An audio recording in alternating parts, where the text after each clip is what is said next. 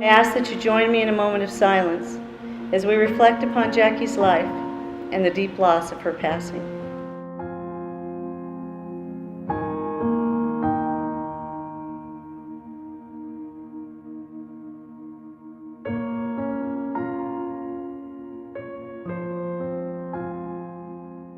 Thank you. You know, there are no perfect words at times like these. I wish I could provide reasons to explain a life lost too soon. I wish I could provide the instant peace and comfort that would ease your pain. As a parent, a professor, and a friend, I wish I could turn back time, but I cannot. In times of sadness and tragedy, eyes have little impact. It's the we's that bring us strength and love that allow us to gradually move through our grief and find hope for the future. As a community, we must strive to actively care beyond our comfort zone. We must be willing to show our own vulnerabilities in order to help others face theirs. We must reach past our own fears to pull others through theirs. And above all, when we find ourselves in despair, we must trust the love and strength of others to know that we can persevere. So tonight, while the eyes cannot take away the burden of your loss, the we's will help you carry it. In the coming days, months, and years, as you remember Jackie, honor her life by living yours as a we. If you asked Jackie Bauer when agriculture became a part of her life, she would have said the day she was born, July 29, 1997. The youngest child of Ricky and Leslie Bauer, she grew up on the family's 175-acre grain farm in Dayton, Maryland, and spent her growing up years surrounded by agriculture. She loved raising and showing livestock, and involved herself in leadership roles in 4-H, the National Junior Swine Association, and Team Purebred, a youth-led swine organization. With her bubbly personality and bright smile, Jackie gained friends from across the country. Through 4-H specifically, Jackie judged livestock and participated in livestock skill-a-thons, including at the national level in Louisville, Kentucky. She enjoyed sharing her love of livestock with others, especially with youth. Jackie said her favorite experiences were those where she taught youth about livestock. Agriculture brought the best out in Jackie, and she possessed a strong desire to learn more about the agricultural industry and to share that with others. That desire brought her to the OSU College of Agricultural Sciences and Natural Resources in the fall of 2015 to major in agricultural communications and animal science, as well as work on a minor in German. Never one to sit on the sidelines, Jackie embraced being a Kasner cowboy and took every opportunity to become involved. She served others, especially as a tutor in the AgCom Writing Center. At the time of her passing, Jackie was actively involved in the OSU Department of Animal and Food Sciences through the Swine Club and Block and Bridle. She was also president of the OSU Agricultural Communicators of Tomorrow. She worked as a student assistant for the Totusek Arena and for the Animal Science Alumni Association during the school year. During her summer, she had served as an intern with John Deere and with the Sandbox Agency and with the Maryland Center for Entrepreneurship. A light to all her friends, Jackie left us much too soon, creating a void we will never fill. We, along with her parents, her sister Danielle, and her brother, and the rest of her family, will miss her voice and her smile, and her hugs and fist bumps, and her love of ice cream. We can never understand tragedies like this. Jackie looked like she had the world by the tail. She was a great student, she was a great friend, she was a great cowboy. She had a job waiting for her at John Deere when she graduated. There was never any indication. I talked to her mom this morning, and she told me something remarkable, which I want to share with all of you. She said that Jackie actually wrote her a letter. And in that letter, Jackie said, "I wish I could have done more." Who knows what more Jackie thought she could have done? She had done everything anyone could ever expect. And her mom wanted all of you to know, you've done enough. You've done all anyone ever expects. Don't ever think you haven't done enough. And through the rest of your life, if you see someone who doesn't think they've done enough, you tell them, you've done all you need to do. Just be you. I don't think we'll ever be able to fill the void that this loss has created, but I think we can learn. We can learn from Jackie's words. Don't ever think you haven't done enough. You already have. Now it's our duty and it's our obligation to do more. And when you think you can't, just think of Jackie. God bless you all. Thank you all for coming on behalf of Jackie. I've talked to her parents, Ricky and Leslie, multiple times over the last few days, and they wanted me to convey their gratitude to the entire OSU family for the outpouring of love and support during this challenging time for them. I first met Jackie when she was 6 or 7 years old while I was judging swine at the Maryland State Fair. Jackie's dad, Ricky, was the swine superintendent for the state fair. After meeting the Bauer family, they purchased purebred Yorkshires from the OSU swine herd during Jackie and her brother and sister's 4-H years. On a return visit to the Maryland State Fair during Jackie's high school years, she and her parents asked a lot of questions about Oklahoma State University. We get the best kids from all across the country, don't we? And Jackie is certainly a testimonial of that. And Jackie was a high school student and she was beginning to think about college. I told them to plan a recruiting trip to Oklahoma State and I'd be glad to show them around. I, however, reminded them at that time that Oklahoma was a long ways from Maryland. And if Jackie visited Oklahoma State University, I promised them that she would love it and she would want to attend. Jackie and her mother came on a recruiting visit her senior year. I showed them Oklahoma State University and especially our animal science facilities, and she immediately became a part of America's Brightest Orange.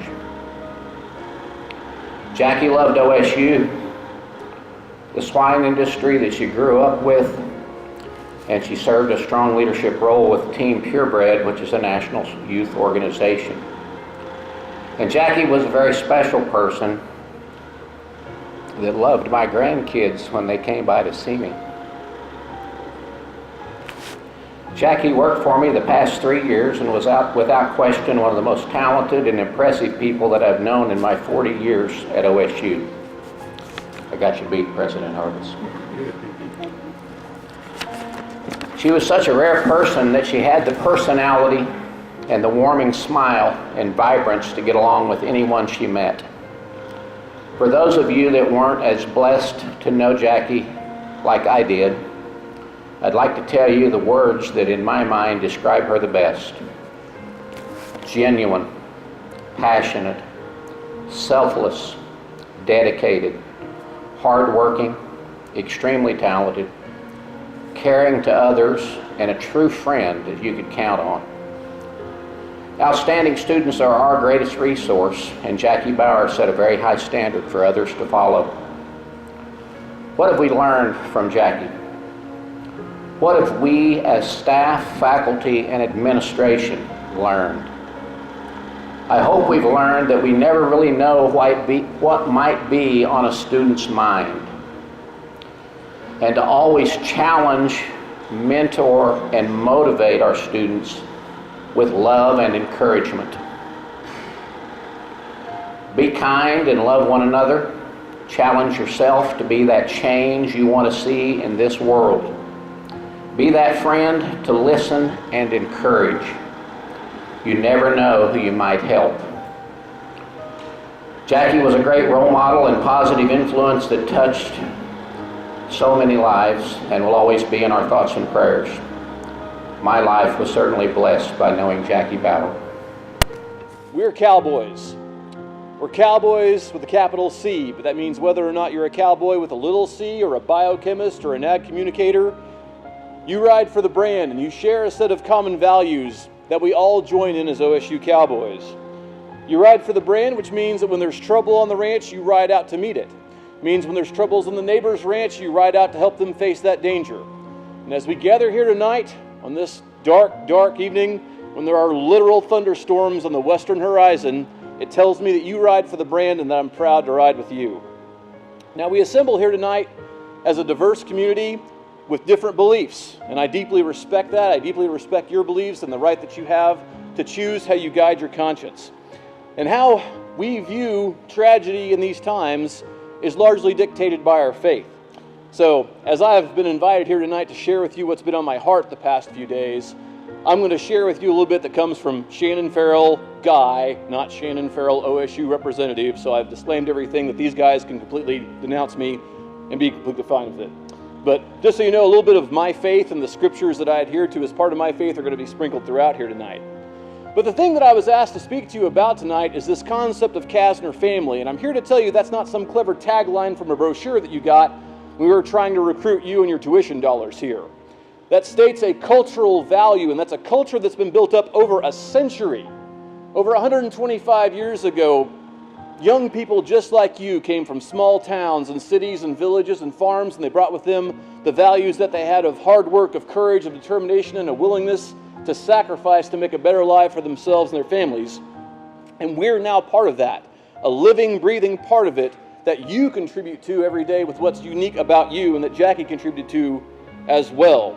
And central to that culture of us being cowboys is that we care for one another. We're cowboys. We ride for the brand. And riding for the brand means that if you have 100 in your herd and one's lost, you leave that 99 behind and you ride back to find that one. And you don't leave that one until you're sure that they're standing on their own strongly and in good health. But, as happens in ranch life, sometimes the one's stolen from you. And no matter what you do, you couldn't have stopped it. So what is a cowboy going to do when one under their care is taken from them? First off, that cowboy hurts. And that may be contrary to popular myth because we're told that cowboys don't hurt. But denying our hurt is just that, denial. Cowboys actually can feel hurt, okay? And true strength isn't the absence of pain, it's the ability to confront it. And true courage isn't the absence of fear, it's the ability to proceed in the face of that fear. And my scriptures tell me that it's okay to mourn. It's not just okay, it's a good thing, because blessed are those who mourn, because they'll be comforted. And hurt tells you that you loved deeply. And that hurt that you feel is the strain of the vacuum caused by an absence in your life. And it's okay to feel that. And it's probably not ever going to go away. But as some of my friends told me yesterday, that's okay, because learning how to carry hurt with us, but not letting it rule us, is an essential part of life. And if we keep moving forward day by day, there's going to come a day when that hurt is the second thing we think about that day, not the first. And eventually be the third and the fourth. And eventually one day, the things that used to make us cry because they remind us of our loss are going to be the things that make us smile because they remind us to treasure the memories that we had. So when a cowboy loses somebody under their charge, it's natural for them to wonder what they could have done differently. How could this have been prevented? Could this have been prevented? And I'm here to tell you, if you're feeling like that right now, if you're wondering what else you could have done, like President Hargis said, that's natural. But I'm here to tell you also that unless you had the ability to read the human mind, that you had the ability to instantaneously change the thoughts and desires of a human heart, and unless you had Jackie under 24-hour surveillance, A, that's stalking, by the way, and B, it's impossible, the odds are stacked against you ever being able to do anything about what's happened, okay? So, you feel guilty about that? That's natural too, I suppose. But I also want you to understand that forgiveness is waiting for you, okay? Guilt and shame are a ball and chain that just is like carrying a boulder around on your shoulders. Forgiveness and redemption sets you free to love others and to impact their lives deeply and positively. And I want you to be free. My scriptures tell me that there's forgiveness for all, no matter what you may have done thanks to Jesus' sacrifice. And I say that again, no matter what you've done, no matter how badly you think you've screwed up, no badly how you think you might screw up in the future, that forgiveness and redemption are there for you. My scriptures tell me that such forgiveness and Jesus' resurrection are what give us the hope of life in this life and beyond. And I want you to talk to me about that afterwards, and I'm happy to talk with you about how you believe in the afterlife as well tonight. I'm also aware that there are some faiths that would view what happened to Jackie with some pretty harsh consequences. And I'm not going to debate the merits of those faiths tonight. We can talk about that afterwards as well. What I'm going to tell you tonight is what the scriptures that I adhere to as part of my faith say, and they say unequivocally that there is no unforgivable sin arising here. I want to say that again, that there is nothing unpardonable here. So yet again, there's forgiveness for all, no matter what we've done. Now, many of us simply can't comprehend what's happened here tonight. And others amongst you may be feeling some darkness creeping in as a result of this. And if you feel that, I want you to know very genuinely and passionately, I understand how you feel. Almost 30 years ago, and I'm not that old by the way, but almost 30 years ago, I felt like I was a screw-up. And I believed wrongly that I would eventually screw up someday so bad even God himself couldn't forgive me, and I needed to cut that short. So I was to the point of the planning process where I was trying to figure out, hey Farrell, if you took yourself out of the game, what's the easiest, quickest, most pain-free way to do it? And by the way, you're a chicken, so let's make it fast too. But thankfully, I had people in my life that spoke truth and grace to me, and I want to speak truth and grace to you tonight. If you feel that darkness, I can relate to that, but your life matters, okay? My faith teaches me that each and every human life has inalienable dignity, value, and purpose. In reading from my scripture, Psalm 139, it says, speaking of God, "For you formed my inward parts, you wove me in my mother's womb. I will give thanks to you, for I am fearfully and wonderfully made. Wonderful are your works, and my soul knows it well. My frame was not hidden from you when I was made in secret and skillfully wrought in the depths of the earth. Your eyes have seen my unformed substance, and in your book were written all the days ordained for me, when as yet there were not one of them." In a world of 7 billion people, every single one of them, and that means you and you and you and you, has a unique role to fulfill in this life that cannot be filled by any other. And if that's not compelling enough for you, think about it this way. The same God that created Shannon Farrell created the duck-billed platypus. He created 2 wonderful weirdos. Maybe you're created to be a wonderful weirdo too, and that's okay. But you be you, because that's who you were created to be. And you're fiercely, wonderfully, amazingly, overwhelmingly loved by God, and there is nothing that can separate you from that love. Nothing. Romans 8:39 in my scriptures instructs that neither height nor depth nor any other created thing will be able to separate us from the love of God which is in Christ Jesus our Lord. And by the way, no created thing includes you. I regret to inform you there is nothing that you can do to separate yourself from God's love. Now, I left the point dangling, and I want to loop back to catch it, just like that herdsman that looped back to catch that one missing of the 99. And lots of people, when they look at that parable, ask themselves, why was it okay for that guy to ride off and leave 99 behind? There is a reason for that. There's strength in the herd because of its numbers.